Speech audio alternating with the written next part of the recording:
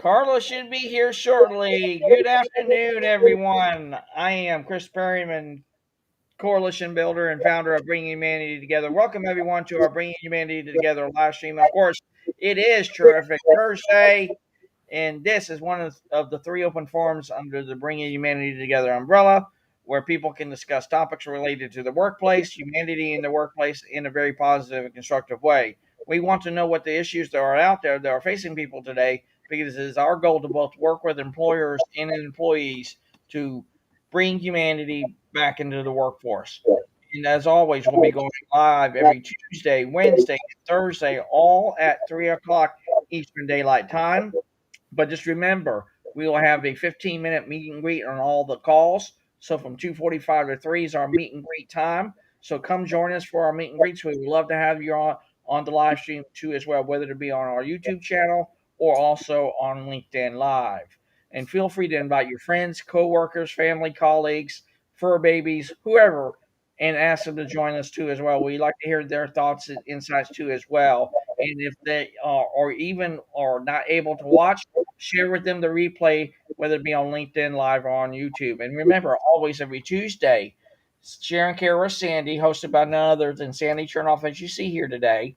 I host Conversations for Humanity on Wednesday, and Thursday is Humanity Happy Hour on Thursday. And as you jump on, feel free to comment in the chat, whether it be YouTube or on LinkedIn Live. Let us know you're watching from. And if you have any questions, comments, show topics, or whatever, please let us know, and we would like to reach out to you and have that great and engaging conversation. And again, if you are watching this on the replay, please sure to comment, whether it be on YouTube or on LinkedIn Live, and use the hashtag replay. And if you guys are wanting to join on, the link will be in both platforms here shortly, and we can have up to 6 people at a time. So hello, Sandy. It has been a long time coming. How are you doing today? I'm good. Hi, Carla. Hey, Sandy. How are you? My daughter's very mad at me because I decided not to go golfing today. Well, the reason I decided not to go, first of all, it was supposed to rain, but it's not raining. But apparently this afternoon it's going to be 25 or 26, and with the humidity feeling more like 29 or 30. And because of that heat thing that I've gone, I don't want to. So anyway, she's mad at me. But anyway, such is life. But well, it's easier to be mad at you than picking you up off the ground. Exactly. You know? Well, I mean, anyway, she canceled. She's not going either. So I said, okay, well, I'm sorry, but it's just, not a good day for me. Besides, I hadn't seen you guys for 2 days, so I figured you I'd like to come today. Well, I drove over to the golf course again yesterday, and it was not. I called them, and they go, "Yeah, there might be something that comes through about 6:30." And as soon as I got in the parking lot, it started pouring rain. Oh no! I did that on Monday when we tried to play too. So, oh God, I sat in the car for a few minutes, thinking maybe it'll just blow over, and it blew over. And I texted my husband. I said, "I'm going home." Crazy. Fair enough. Yeah. I'm a fair weather golfer. I don't golf in the rain. I really do. I don't ski in the rain either. If it's raining when I'm up at Whistler, I don't go skiing. I don't care if it's snowing. That's a different situation. But rain, no, sorry. It's ugh. I have actually skied, and when I was in Europe, I skied in sleet, and it was like hitting my face like sandpaper. But I knew, who knew when I was ever going to get to go ski again there? So fair enough. That's different. Yeah. But I mean, when we go up to Whistler for Christmas vacation, I ski every day. So if there's a rainy day, that's fine. I'll stay in the cabin. There's other things we can do. We can go to the village. There's all kinds of stuff going on in the village always. So, I don't really care. But when it's snowing, I don't care. I'll ski. I've got goggles and I've got the right stuff, and the snow doesn't bother me. It's just the rain, because you get too wet and the chairs are wet and everything's wet. It's like golfing in the rain. Well, I mean, I told you I live on a golf course, and the only time people don't golf here is when there's snow on the ground, which is rare. But even in the rain, all these people are out there golfing. I look at them and I go, how much fun is that? Your golf clubs get wet. You're getting wet. Even though they've got a big umbrella out there, you got to move away from the umbrella to hit the ball. I mean, it's just, and that club does not stay in your hand when your hands are wet. exactly. Yeah. So, I don't find it much fun to golf in the rain. I'm really a fair weather golfer. I don't care if it's cloudy. That doesn't matter to me. But I really prefer to be out there when it's not wet. There's nothing worse than a wet divot.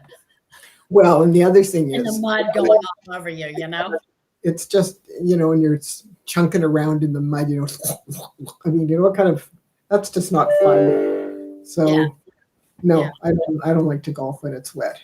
Well, I have one friend of mine that won't play if it's cart path only because she doesn't like the walking back and forth to the cart. I said, well, I play for the exercise, so Yeah, me too. I wear my Fitbit, so I get to have all these steps by the end of my game. Yeah, and you got that for your birthday, didn't you? Yep. I got that from my kids. Well, Mark figured, what are they going to get for me? So he called me and he said, would you like a Fitbit? Because both he and Elisa have one. So I said, sure. He said, okay. So he sent me some pictures of different ones. And he said, you pick the one you want. So I called him and I said, what are the differences? Because I don't know anything about these things. So we sort of talked about them and then I chose one. And he bought it and it got delivered to my front door. So it was kind of cool. And Which one you got? What is this? Is it the Alta? I don't Show know. it to me. Oh, okay. That's an actual Fitbit. That's not a So Yale didn't get a Fitbit. He got a pedometer. So he wears it in his pants pocket.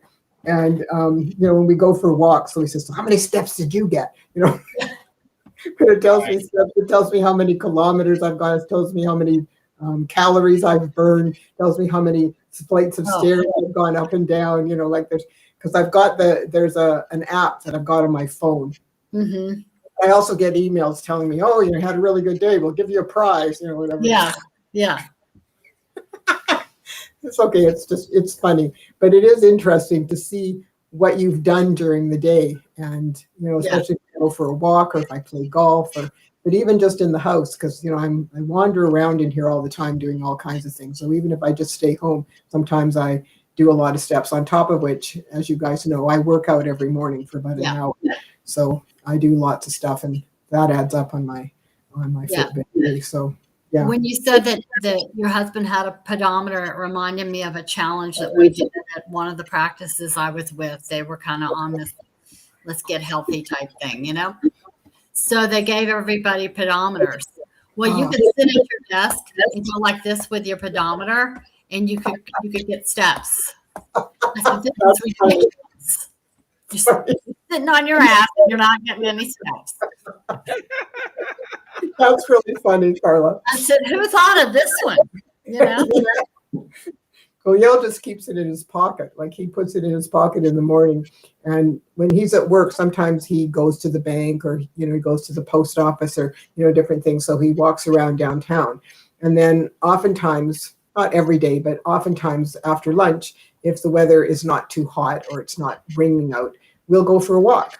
Yeah. So, in different places and whatever. So he's getting his steps in too, which is good. The goal is to get people up and moving. Well, whatever works, and I mean, Yale's not going to the gym anymore because he's a bit nervous about going into the gym. Mm-hmm. So he's not getting much cardio. Well, I have a Garmin and I can run my golf course on it and it'll tell me my yardage to the center of the green. Yeah, I've got one too. It's in my golf bag. It doesn't help a whole lot. Well, it sometimes helps you to decide which club you're going to use. Well, yeah. Like Sunday, I went to go. I said, okay, my fairway was a little far. Maybe I'll get there with my 5 wood. And Jim says, yeah, that'll be enough. I made such great contact with that thing. I cleared about 130 yards. And I'm nice. Like, just when you want to hit it, not hit it, you hit it a mile. You know? Exactly. So, Welcome to golf. yeah, welcome to golf. And we keep going back for more and more and more. Well, I think it's the hardest sport there is. I don't think there's anything harder than golf. It's such a mental game, and it's just, there's so many things that can go wrong. You twist your hand some way, you move your hips, when you're. Well, at least you know what you do. Like I go and I'll chip and I'll look up. And I'm going, damn, I just told myself, don't look up. Yeah, exactly. But it's just, sometimes I have a really good game and I think, yeah, well, you weren't thinking too much today. You were just hitting the ball. So, that works. Yeah. But, well, it's so counterintuitive. People want to win a 5K or they want to improve the time or whatever. What do? They work harder.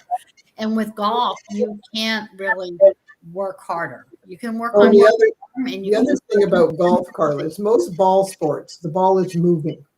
Yeah. So you got to have good hand-eye coordination. Yeah. With golf, the ball is stationary. So why is it so hard? Way. Yeah. At the right point, it's just, anyway, it is what it is. Well, it's almost like geometrical, if you find that you're swinging the club over the top of the ball, you might not have your ball placement right, Or you're lifting up, making contact and looking to see where your ball went before you hit it. There's lots of things that we do that don't help us, but it's just, it's my dad and his brother were both really good golfers. They used to golf in the 60s. My brother golfs like my dad. Dave's a really good. Well, that's not the 1960s. That scored in the 60s. Wow. Yeah. My brother scores in the low 70s and sometimes the high 60s. I'm happy if I can get the ball on the green by par sometimes. Well, I sometimes even birdie a hole. It just sort of depends. But Dave's really strong and he hits the ball like our dad did. So, he also sometimes scores very well. Wow. It's your short game that really makes the difference. It's one thing to hit the ball far, but you've got to get it on the green and you've got to get it in the hole. Right. And if you're not good, if your short game isn't very good, your score is going to be high. You give up a lot of strokes. You give up a lot of strokes on your short game if you can't chip and you can't putt. Yeah. I love it when people go, oh, I almost missed it, but then it goes 20 yards past the hole. Yeah. It's just a really hard game, but that's okay. It's challenging. It's fun though. It's fun. It is fun. And any other thought processes and stuff to the game with you. You have to just leave it all out and just focus on the game, which is what I like about it. I don't care if it's cart path because that's extra stuff and that's exercise for me. Yeah. Well, at least generally when we go, we usually go early and we go to the driving range and we hit balls. And then we go to the putting green and we putt and chip a bit before we take off, just so we also find out how the greens are working today and, whether they're fast or slow or, So we usually do that before we tee off. We go, half an hour, 3/4 of an hour before our tee time. Yeah. Practice. We try, but I don't do that on Wednesday. I do it on Sundays when I play. Yeah, the 2 times that I've played Publix corporate golf course one year, and the one other year I've actually played on 2 different courses at the same golf course. So basically I played 3. But all the times that I've played, I just put everything out of my mind, just focus on the ball. Whatever you do, you don't hook left, you don't hook right. Just try to get us down the middle as quick as you can, and that's all you can do. Yeah. And I've enjoyed it that way. Well, again, it's a challenging game because there's so many different kinds of shots and different clubs that you have to use, and so on and so forth. And it's just a matter of getting used to what works for you. So like Elisa, my daughter hits the ball farther than I do. So on a hole where I'll pick up my 3-wood, she'll hit a 7-iron or a 6-iron, just because she hits it a lot farther than I do. Yeah. But what difference does it make? You just have to use the for you. Yeah. So, and anyways. also trust your gut. Mm-hmm. Yep, exactly. But it's just, it is what it is. It's a very challenging game. I don't think, I mean, yeah, I think it's challenging, but I think it's a positive challenge, It is. Well, it's fun, especially if you have a good game and, you make some pars and you make some birdies and, you don't always have to play bogey and double bogey golf. Yeah, that a par or birdie will always require you to play the next hole. Exactly. You keep going. Yeah. For sure. For sure. So what's on tap today, Miss Carla? Is it 3 already? Yeah, it's 3 already. Wow. Woo, let's roll. You have to pardon me. I'm nursing a headache. I went to the ophthalmologist the retinal specialist today. So letting my drops wear off and I have a huge headache. I wanted to talk about growth, and we were talking about growth and collaboration, and I like what John C. Maxwell says about lots of different things. One of them being growth, being personal, and I think that everybody has a obligation to constantly work on your own personal growth on a daily basis. And he talks about different practices that he has, like reading every day and being intentional and working on his personal growth.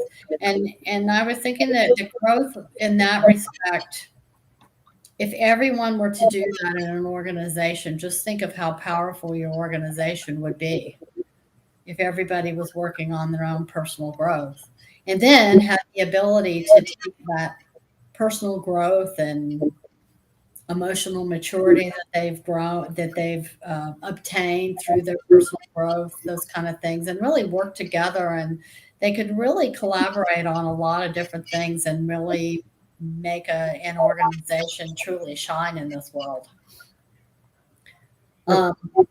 One of the videos that I found that I sent to you, Chris, that we can show when you're ready is on intentionality. It's a couple of minutes long, which I thought it was really good. It wasn't too long, wasn't too short, but it was really good about being intentional. And we talked about that earlier in the week about being intentional and making time for your health and being intentional and constantly wanting to improve in your life. And I think that if everybody does that, that goes a long way towards the strength of an organization. People are not intentional. They don't accomplish much, Carla. Right. You have to have intention and motivation to move yourself forward. And if you don't have any of that drive inside of you, then you probably won't accomplish very much in your life. It's really good to be pushing yourself forward and improving yourself and learning new things. Besides, it's boring if you don't. I mean, I'm sorry, but I get bored. I really like to learn. There's nothing to be sorry about that. I mean, everybody should continue to have personal growth. One thing that I heard him say in a video I was looking at was, you could be intentional about your growth and constantly learning, but like reading the newspaper doesn't help. Learning about different things is more important than just staying current with current events. That you really need to constantly be working on your own personal growth and always learning. Well, I am ready when you are, Miss Carla. Okay, let it roll. Here we go.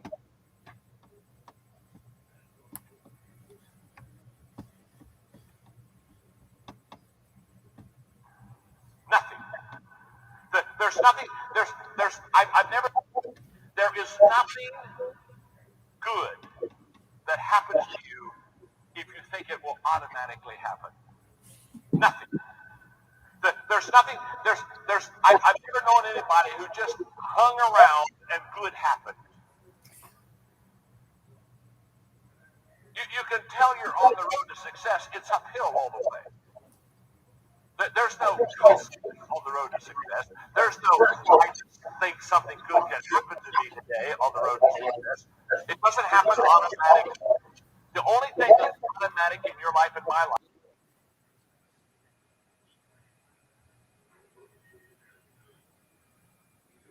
Well, What happened to the sound? I don't know.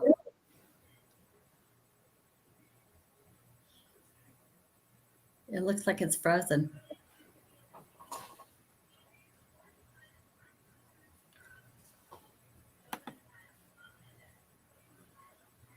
Chris, can you roll it again? Or see if you can get it moving? Is Chris frozen? It looks frozen. Chris is frozen. No, he's not. Now it's rolling. Where's John Maxwell? Can't hear him.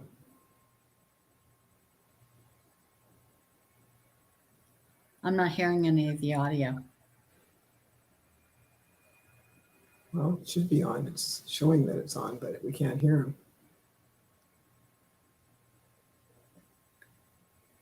Chris, why don't you just post the link in the chat from the email I sent you?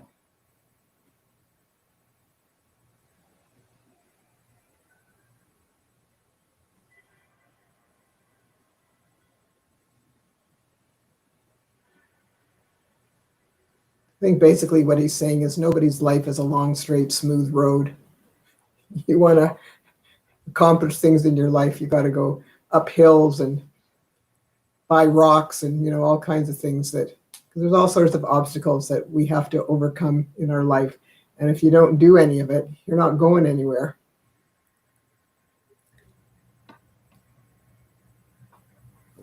So this is the thing. Chris, you look frozen. Say that again? You looked frozen. No, I was fine. I was just listening. Okay. Okay. Well, I don't know why the audio wasn't playing. It played through for me. Maybe you could post the link in the chats with the other links. Yeah.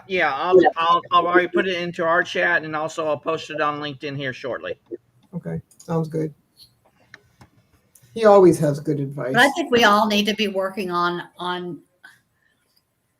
our growth every day, you know, through self-help books or reflection or focusing on the things that you do well, bringing value to people and knowing different topics that you're known for, that kind of thing. I think we all need to work on that. And it just never ends. Well, in dealing with problems, I mean, you know, nobody's life has ever, you know, that you don't have problems or issues that you need to solve. And so we need to know how to deal with conflict and resolve different kinds of problems that we face every day. And if we can overcome those kinds of things and come up with solutions or find people to help us, then again, it's another way to grow and to learn.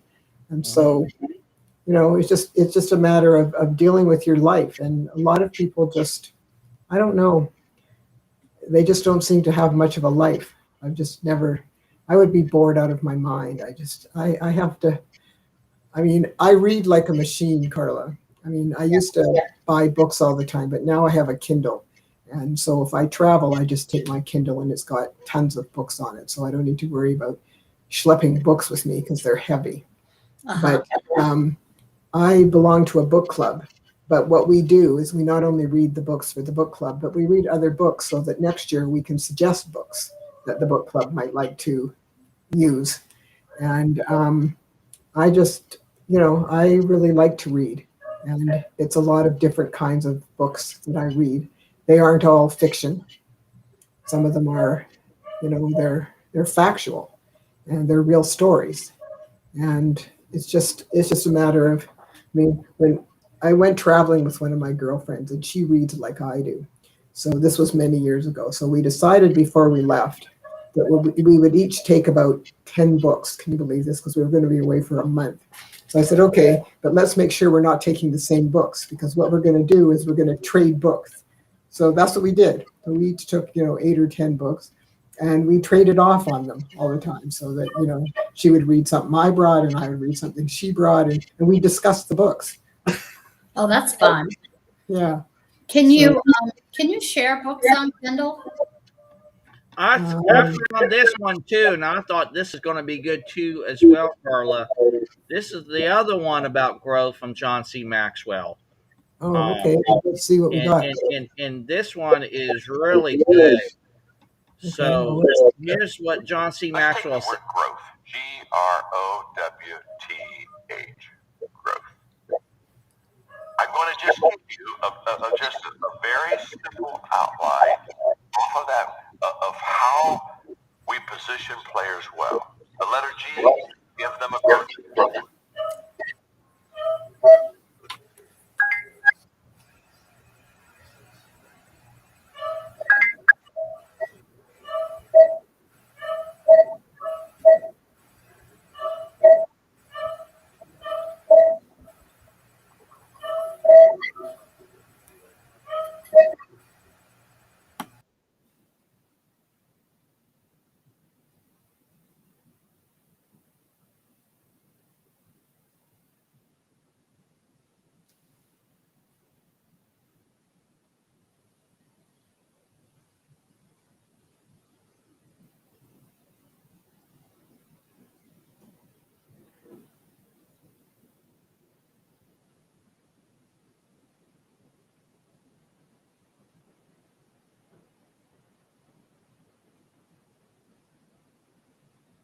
What's going on with his videos, Chris, that we can't hear the sound?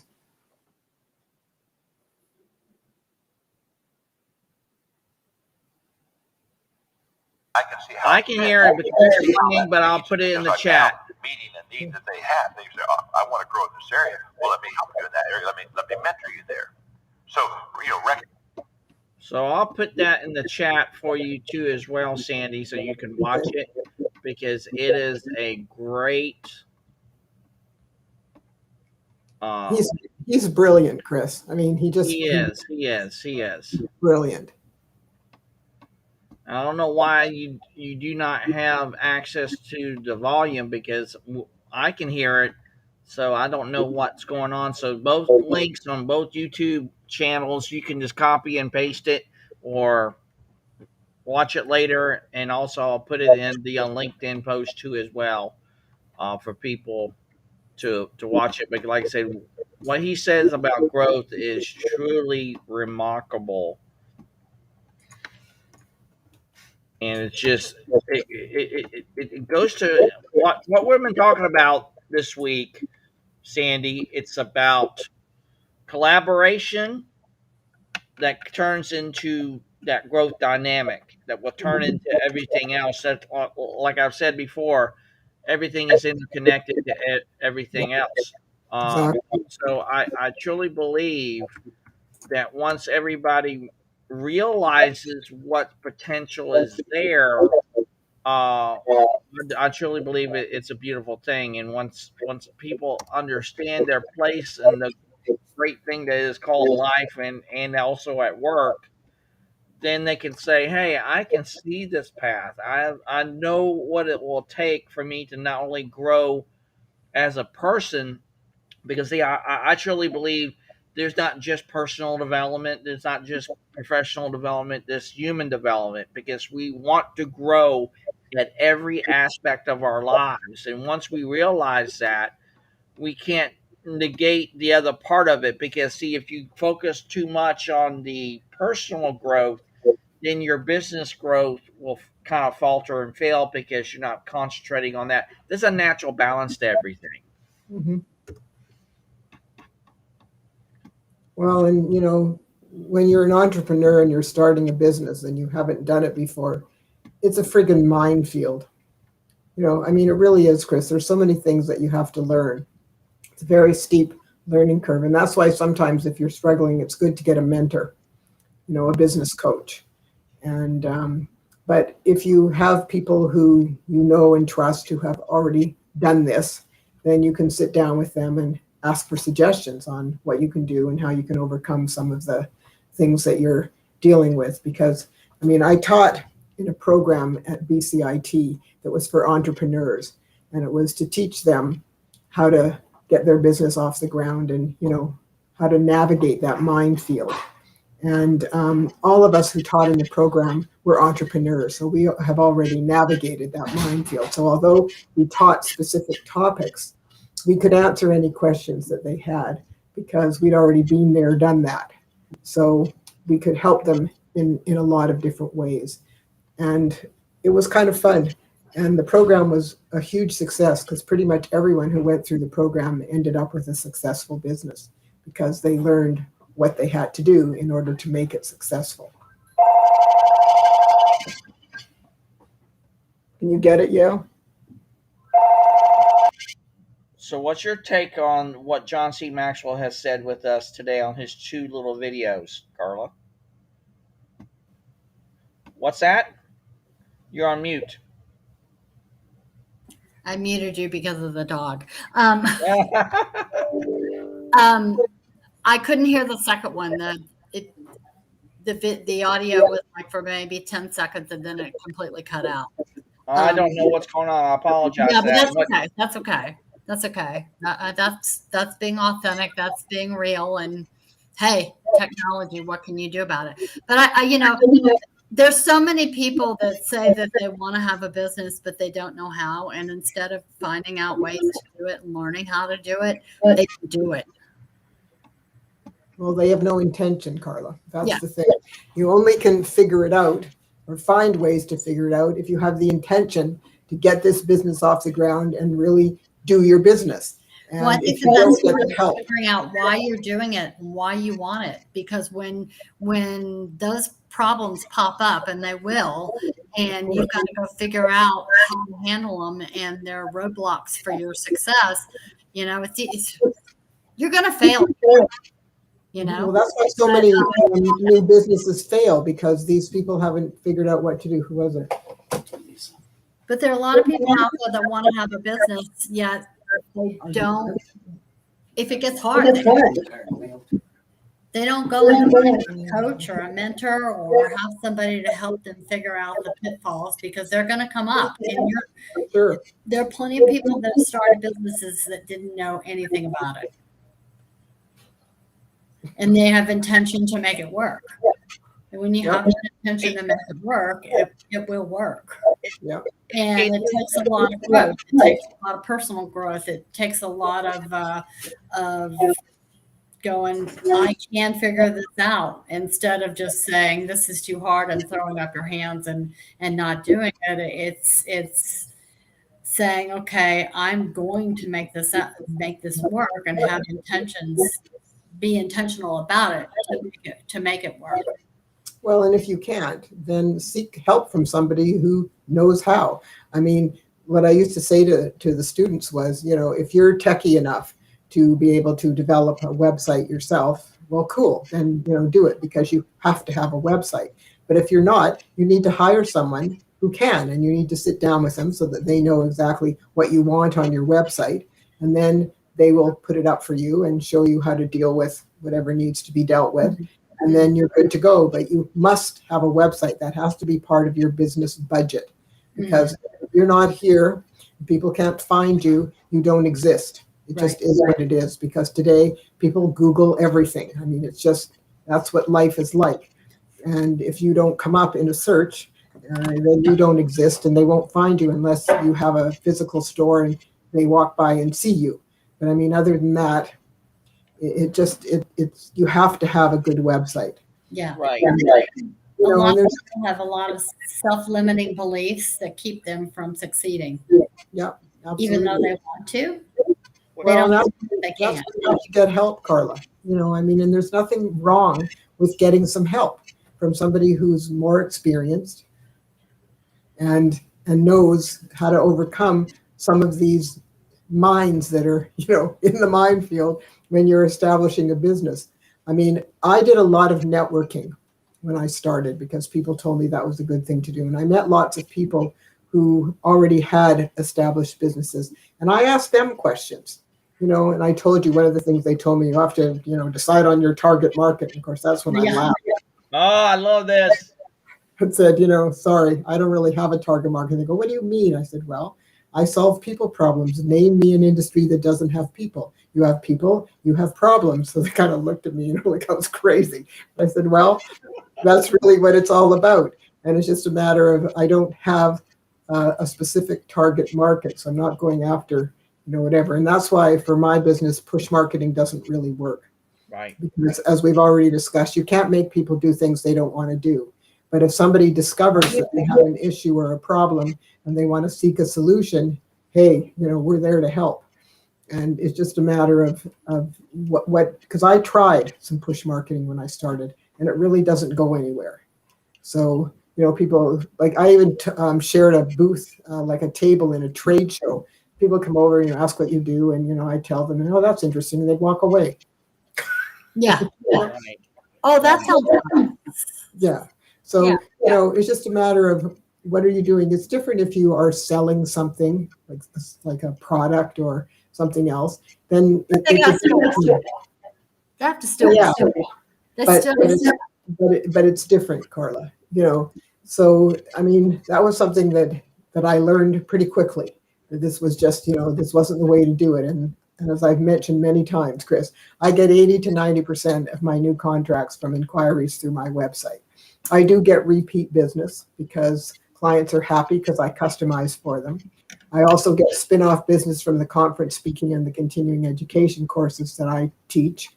But most of it comes because when an individual or an organization has a problem, they Google their problem. And that's why the SEO on your website has to be really good, because you got to come up on the first page or maybe the second page, but people don't usually search much farther than that.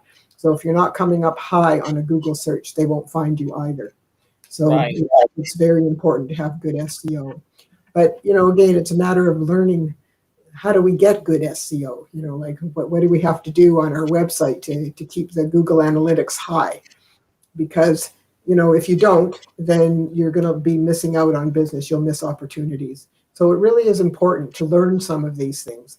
I mean, I had to learn how to use the back end of WordPress in order to be able to do some of the things that I can do to help the SEO. I mean, Nathaniel does stuff for me on a regular basis, but I've learned things that I can do, and I do them too. So it makes a big difference. Right. And when it comes to growth, then Sandy, I have to ask you this: as much as you've learned since when your son basically dared you to do this as a business and on a dare, how much have you grown from that point to now? If you was to be able to say, "Hey, I have now been at this point, and now I'm at that point," have you really seen from where previous Sandy was to where current Sandy is? Have you really seen that and learned from that? It's huge, Chris. It's absolutely huge, because I honestly had no idea what you had to do to run a business. I honestly had no clue, because all I'd ever done was practice dental hygiene. So, I'd never really been promoting, because you don't do that.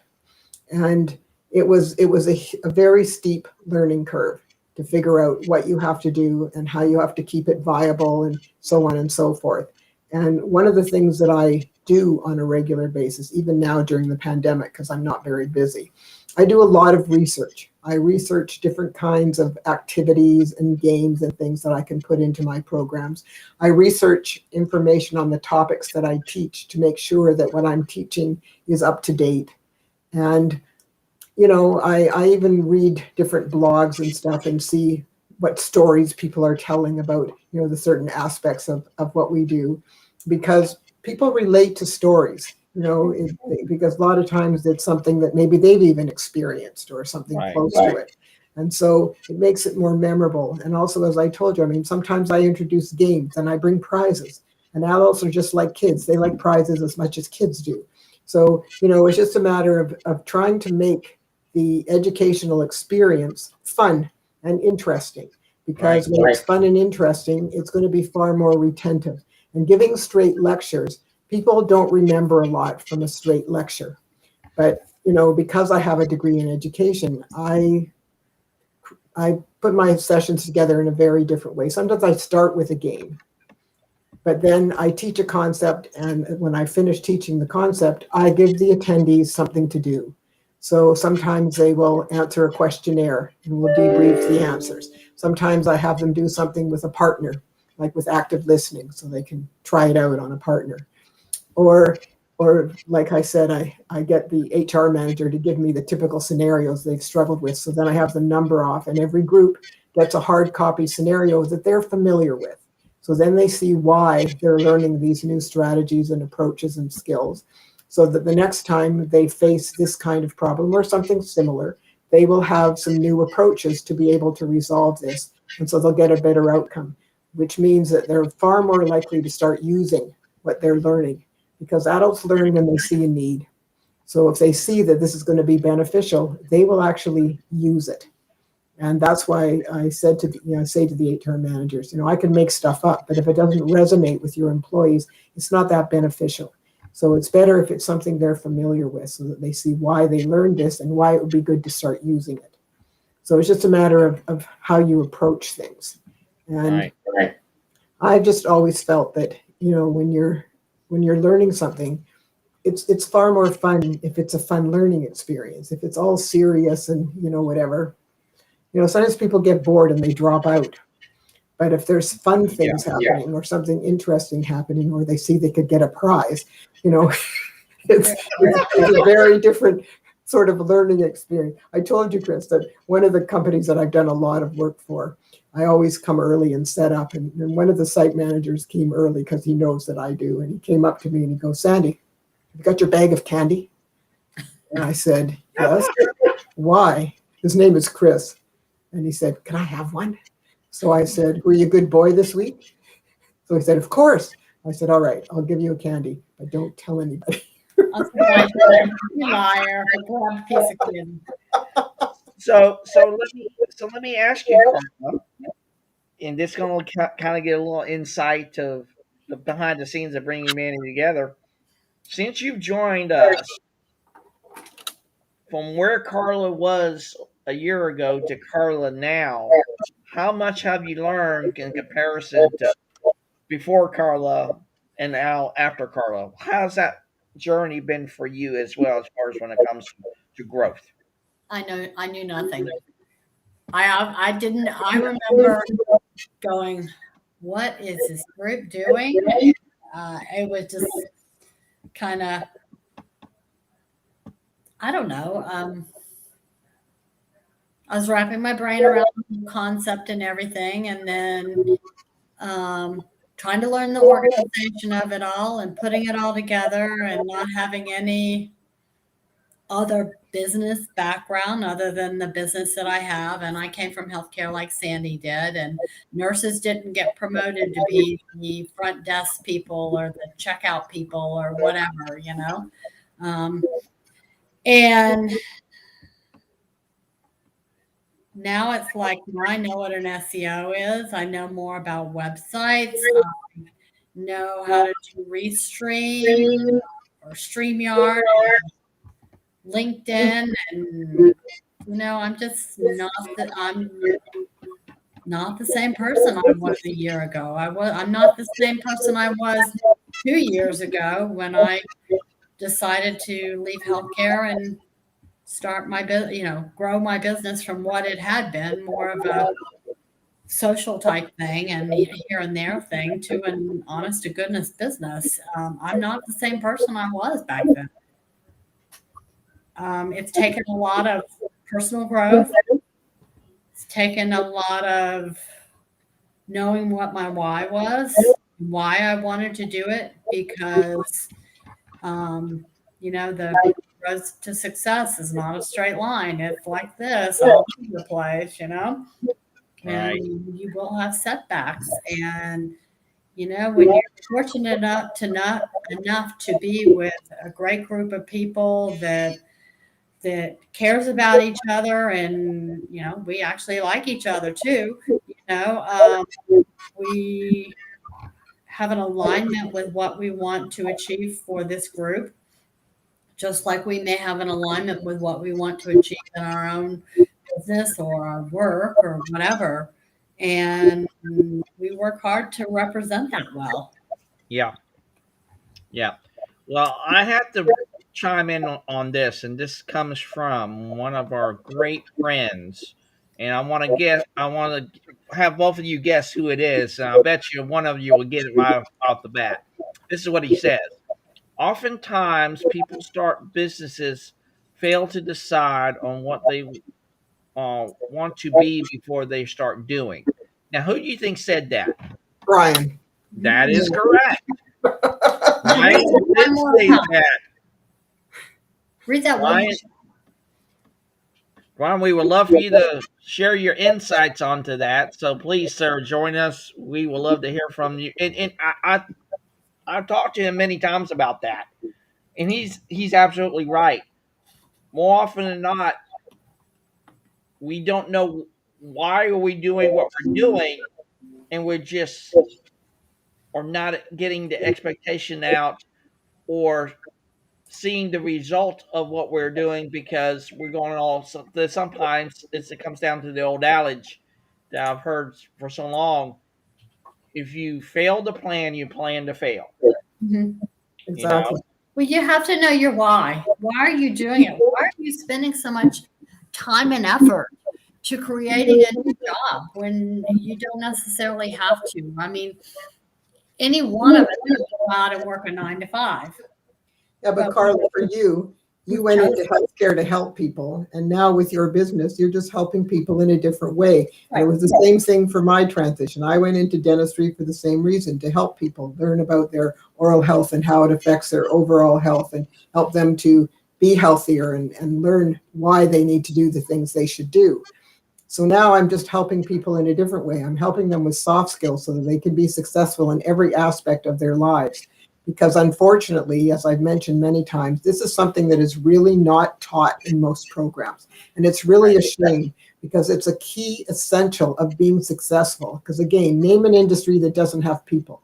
You can't communicate effectively. You can't deal with conflict. You can't manage your stress. You can't manage your time effectively. You're not going to be a good employee, and you're not going to be happy because you're going to struggle. I mean, there's so many things that, and if you're a leader, do you know how to lead? Yay! Hi, Brian. We were just talking about you. Did you hear us? Yes. Good. So, it's just a matter, Chris, of what you're trying to do. And it's really important that you have that intention when you decide to take something on, of why you want to do this and why it's important to do it. I mean, again, and for anybody who's taught workshops or whatever, there's nothing more rewarding than that aha look on somebody's face when they actually get it. There's nothing more wonderful than seeing that. And it's just a matter of again, helping people with different skills and different strategies so that they can get along better with their loved ones, with their friends, in volunteer work, and of course, in their jobs. And the more skills they have, the soft skills, the more successful they're going to be, because they're going to be able to handle all sorts of things. It's very, very important. right? So, it's just a shame that really hardly any programs teach it. It's just too A bad. lot of people will say they got into business because they wanted to earn $1 million. They wanted to be a millionaire. Well, Okay. that is not going to come overnight like they think that it is. And the why is deeper. Do you want financial freedom or financial options? Do you want extra money for your family? Do you want to just completely leave the workplace and replace your salary? Do you want family time? Do you need time to take care of a family member like I do? Those whys are what is going to keep you going when you throw up your hands and go, why did I even start this? And I think people that throw up their hands and go, why did I even start this, miss that very first step before they even start the business, that they needed to do that first and be firm about that. Because then when those problems arise that they think are a crisis, if you really know why you're doing it, you go, this is just a speed bump. I'm going to get over this. I'm going to figure out how to make it work. I'm going to get the right people to connect with and figure it out. I'm going to make it work. And it's not one of those things that makes you want to just throw up your hands and quit. It's a speed bump and not a mountain. And you have to have intentionality, and you have to be intentional every day. You're going to put steps towards your business. They might be baby steps some days, and they might be a marathon the next day, but you have to have consistency of some sort. Otherwise, you're just treating it like a hobby. Like I say, if you're going to have a business, if you treat it like a hobby, you're going to get paid like a hobby. If you treat it like a business, you're going to get paid like a business. Right. So, Brian, I would like to start with you about what you just said in the comment section of our LinkedIn Live when you said this. Oftentimes, people start businesses, fail to decide that they want to be before they start doing. Give us a little bit of background on that. Yeah, actually, it was interesting. I had lunch with a friend of mine who's in the legal profession, and they come across a lot of different people, businesses, and their clientele. And I'm in the mergers and acquisitions industry, and they were thinking in terms of getting involved in that industry and helping out. And obviously, I've known this individual for 20-some years. But one of the questions that came up that I was wondering is, what exactly do they want to be within the space of M&A? Because one of the questions he was asking himself is, they've kind of put kind of an exploratory team together of something might look like with, and he was saying, well, maybe we don't have the right people. And people tend to get down the pathway of asking questions before they've really identified, well, what do you want to be before you start making a decision? You have the right people or the wrong people, left or you go right.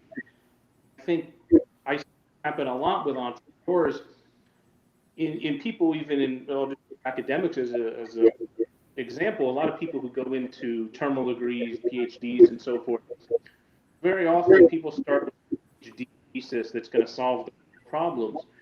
But the problem with that is 7 or 8 years just to finish your research, and they don't narrow down and be specific. I see a lot of people in entrepreneurs who come up with a better mousetrap, and they think they're going to solve the industry instead of actually coming up with a really good product that's a niche or a potential niche that fits somewhere, and then build from there. People tend to start big and go small, as opposed to starting small and getting bigger. And a corollary to that is I was with a university, and they were looking for a program, and they started with trying to get $100 million grant, or $100,000 grant. I forget exactly. It was 100. I knew that. They scaled it down. I think it's $20,000 grant. Kind of like, well, kind of interesting how you go small as opposed to starting small and getting bigger. And there's nothing wrong with having grandiose aspirations, but I think people tend to look at the result of what they're going to be in 5 years. I'm going to be $1 billion company without having steps of how they're going to get to those 5 or 10 or 20,000 or 20 million or 100 million size company. I see it all in my industry and in business with a lot of clients, a lot of financial statements, see a lot of business plans, and everyone has the idea that, hey, it's a down year from 2020, but we're going to rebound, and in 2 years we're going to where we were prior to 2019. And it's like, well, that sounds nice, but you've never been above a certain, right? Or what's going to tell me that, hey, you're going to be able to grow that company? Or so I think people have a distorted idea. Building a business, growing a business, running a business are really hard. And I think people tend to, because I run this plan, they believe that they're going to be successful, but that doesn't guarantee that it's going to be successful. Yeah, you might be. And yeah, I agree. Planning is really important. It's going to take a lot of work to get from point A to point B to point C, all the way to it is. And I see this in small businesses and entrepreneurs. And in my experience, entrepreneurs have a real good ability to grow business at a certain point. Once they reach that threshold where they out, if you will, of being able to grow, getting an external source of help is really valuable. It's really hard for people to identify and find and get partners to do that, because that requires giving up some, say in the if you will, at times, which is hard for people. But of course, that's kind of where it got me thinking about what it was. People don't identify what it is you want to be before they actually start doing it, right? I mean, they start putting together wonderful, hey, here's our products, but what exactly are you, as Sandy said, solving problems or bringing solutions to market? What are you exactly doing? Because maybe it's not the right thing to be doing.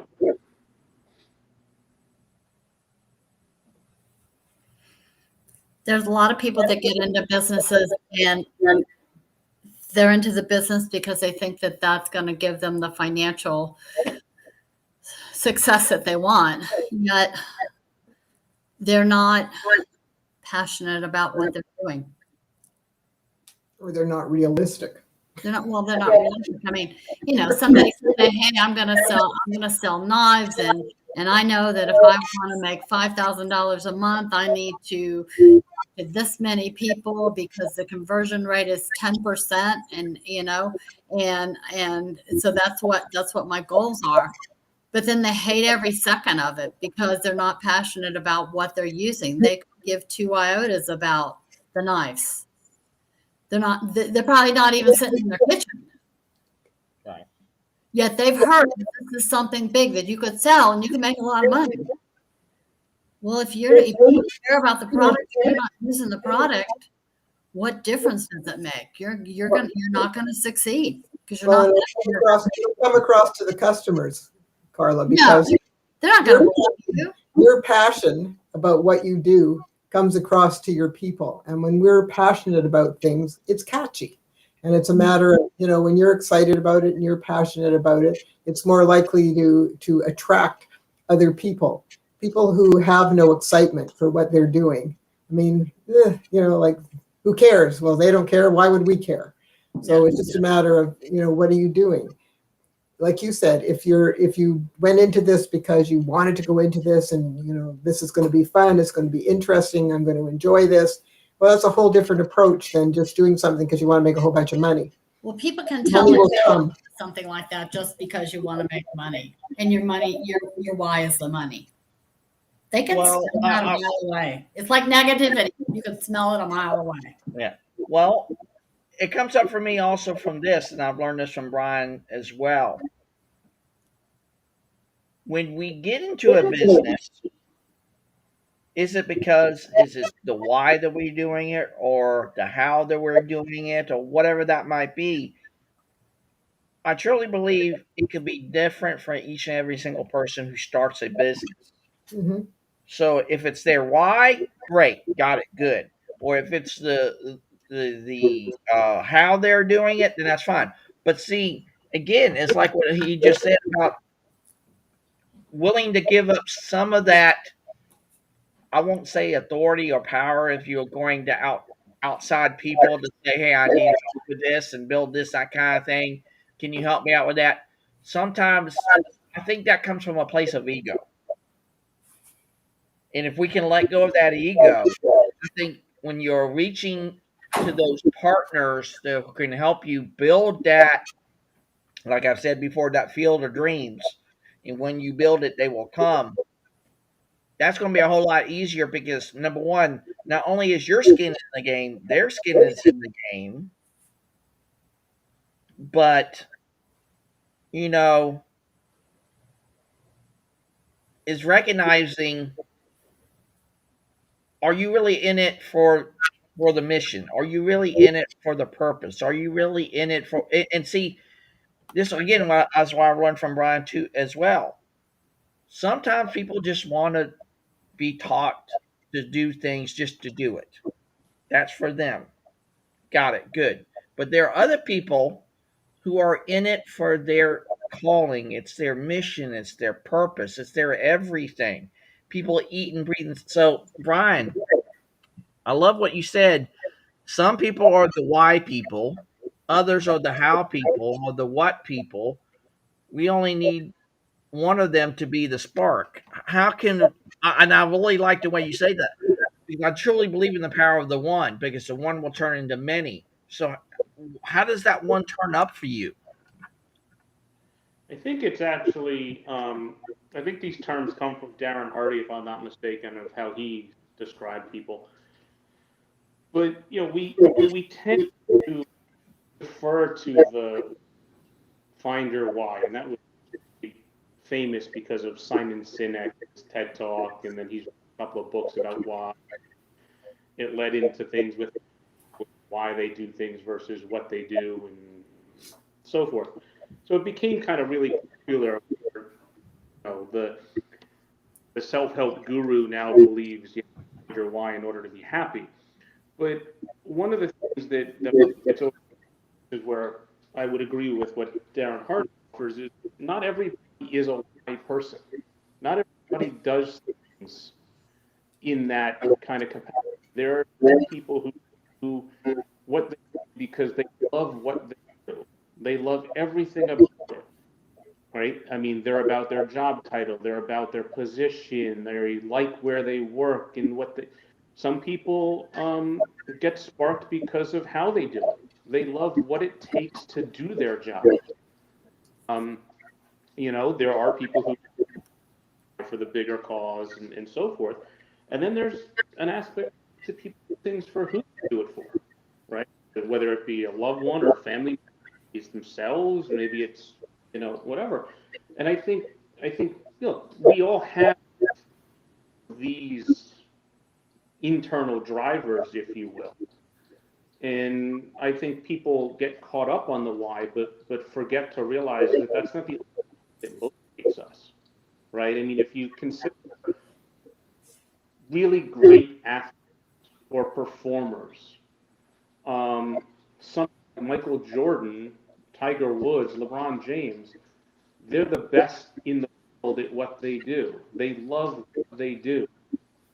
They want to be better. It's what they do that makes them. Not that they don't have a why or for who all the other, but there's always one that's above. So I think it runs a little deeper than just find your way and your passion and be happy. Because I would also offer, you all remember or might even know the individual Mike Rowe, who used to be on the show Dirty Jobs. He was an opera singer before he got into acting, and he wanted to go to a university. He couldn't afford it. And his show, Dirty Jobs, everybody who was on the show as companies and the people he visited, they were millionaires or multimillionaires in terms of a business. And one of the things that he has said about those individuals is that very rarely any people grow up loving what they do currently in the show. They didn't do it. Why? Mike. What he said is that found what they were really good at and then learned to love it. So it almost went complete opposite, that it's about what you love. It's what you're good at, find it, and then the came third, fourth, or whatever.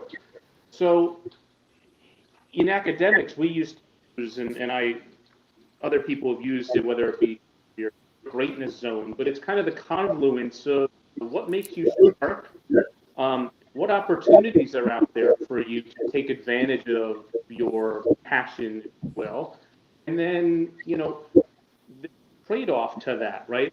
Let's suppose, Chris, you are really passionate about being an artist. Well, being an artist might require you to live in a different place than where you live. You might have to change your lifestyle because you have any kind of income. So if that's not part of the deal for you, you won't go that direction. So it's not just what I love to do. It's a matter of planning and saying to yourself, okay, what am I willing to do? What am I not willing to do? And does that align with the kind of passion switches? And I think that's really that, it's not, hey, I love what I'm doing. I love what I would do too. I play golf. The problem is I won't make a living playing golf. Right? It's like I see this so often on Facebook or LinkedIn or different places where it's like, follow your passion. I'm so happy I quit my job. Okay, that could be really advice. If you quit your job, then you have, like, that's not really fiscally responsible, in my opinion. Right? I mean, you kind of have to balance it out, right? I mean, look, to each his own, but I think there has to be more than just passion of why you do something involved in whatever it is that the person chooses to do.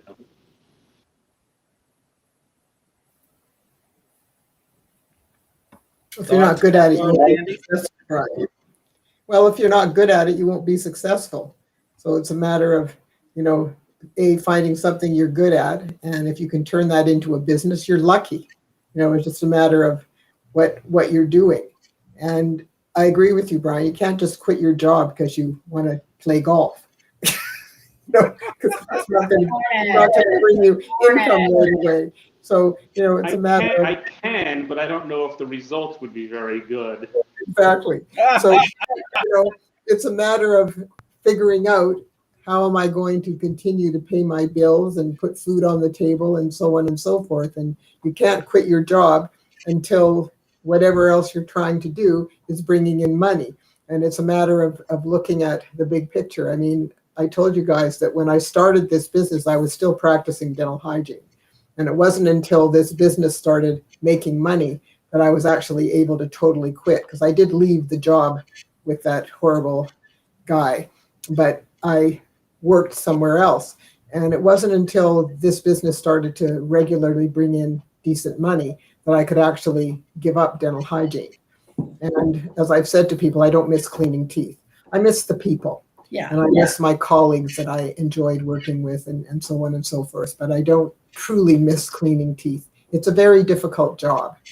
But, you can't just, like Brian said, you can't just walk away from your job just because you want to do something else unless you know that that's going to bring in some money. Because on your product list. Yeah. We'll always have financial responsibilities, and if we have no money coming in, how are we going to meet those? So it's not that simple. It's really not. It's a matter of, like Carla said, you got to have a plan, and you got to see how the plan works out before you can totally walk away from something that's supporting you. And it's just a matter of, figuring out the big picture and seeing how things play out. And it doesn't usually play out overnight. So it's a matter of, you've got to establish the business and so on and so forth until you start making some decent money. It doesn't happen overnight. So that's why if you have a good job, you want to sort of dabble on the side with something new that you're picking up, and then seeing how it pans out. Maybe it won't. I mean, it's a matter of having a look at this, but it doesn't mean you can't try, and it doesn't mean you can't learn or be successful. It just takes some time.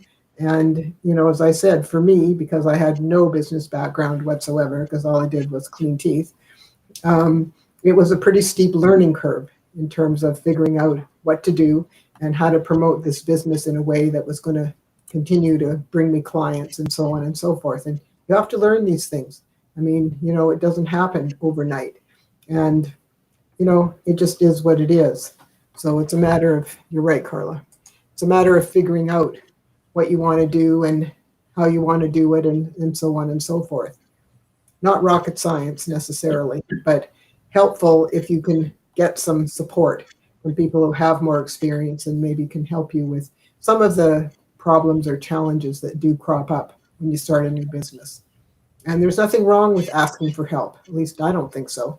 I don't think it makes you look weak. I think it makes you look smart because, you have a problem you can't solve, they'll talk to somebody who knows how to solve it. Is that your call to action? Well, I think it's important when you start a business that you realize that unless you have business experience, there's no way you're going to know everything to be able to navigate that minefield. And so it's a really good idea to get some help. Yeah. And, whether it's technical help or it's marketing help or whatever it is, it doesn't matter. But if you don't know anything about that aspect of the business, then you need to ask for some help. And yes, in most cases, you have to pay for that. But, it's part of the cost of starting a business. It's what you have to do. So it's, again, not rocket science, but it's something that you have to figure out and something that you have to do. And that's why you have to have some sort of cushion, some sort of budget when you start a business, because you probably will need to pay for some help Yeah. in order to be successful. Well, like you said before, too, there are a lot of nonprofit groups teaching people how to start their own business. And for some people, maybe it's an adult education class that you take through your county adult education system or something, or even just a college course to learn about entrepreneurship and starting your own business and all these things you're going to have to navigate through when you start your business. And then that might help you decide, is this really something I really want to do or no? Yeah, Right. And help exactly. you make that commitment to whether you want to start your own business or not. My call to action would be to be working on your personal and professional health on a daily basis. And also, if you're going to start your own business or you're working on your own business or whatever it is you're doing, be intentional and make sure that you're consistent each and every day and doing something towards your business, whether it's if you're supposed to be reaching out to customers or potential customers or following up with people, set yourself goals for every day, because if you don't, you're just going to talk about it and nothing's going to be done. Treat it like a hobby and you're not going to get paid for it. If you treat it like a business, it'll pay you like a business. Right. What about you, Ryan? Yeah. What's your call to action? Mine would be to really take time to figure out what it is that you really want to do in business. And I often see people say, well, just go start a business and figure it out as you go along and make mistakes. Make mistakes can cost a lot of money and it can be a lot of time consuming. And I'm not saying that you wait for the perfect opportunity, because there's no such thing as the perfect opportunity. But it kind of gets back to what I had said earlier. So, really be intentional about what you want to do. What do you want to be? What are you trying to accomplish with this business? Jump into doing the business. Anyone can write a good business plan. But in my experience, business plans that are written, the ones that tell the person not to follow business, because they've gone through and identified enough aspects of what could potentially be that maybe going down that path isn't the best opportunity now. So I just think people really should, could pay more of attention to what is it that they're trying to do, build a plan around that, as opposed to, hey, I'm this and let's go. So That's a good one, Brian. And my call to action will be simply this: be open enough to learn from others of the things you don't already know, and be willing to know those things. Because, like with me and what we're building here at Bringing Humanity Together, I have gone outside of myself and said, hey, I don't know this. I don't know that, whatever that might be. But I've been upfront with people and saying, these are the things that I'm not good at. I'm willing to learn, wanting to know more. It's like my dad taught me at a very early age. He said to me, Chris, You don't have to know everything, but you need to know a little bit about everything because you can't know it all, even if you're a business owner. There's just no way you can know it all. There's just no way.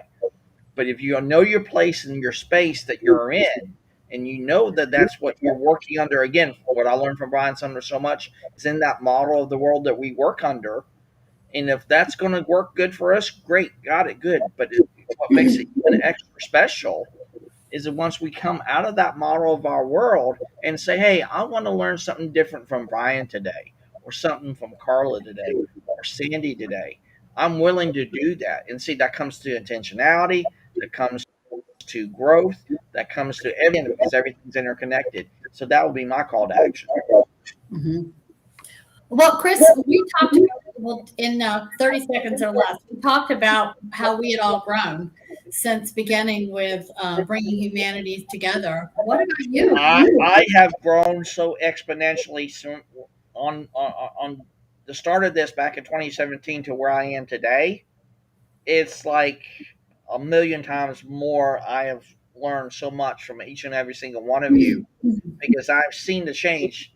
And even Brian has said, "Hey, I've seen the change from point A to point B. It's there." And I've just learned, and I know there's so much more to go, and I do. It's about the journey. For sure. Well, I hope everybody will to also check out those 2 videos that we posted in the comments, and we can repost them, I think, in LinkedIn in the comments where the call's going to be posted. And you guys check out the videos. They're great videos. Sorry for the audio problems today. Yes, I will. I'm actually going to make a post on that. Absolutely. Okay. Sounds good. All righty. Everyone, thank you for joining us today for Humanity Happy Hour. Have a great day. Make it your day. And we'll see you next Tuesday for Share and Care with Sandy. Okay, sounds good. Bye, everyone. Bye, guys. Have a great weekend.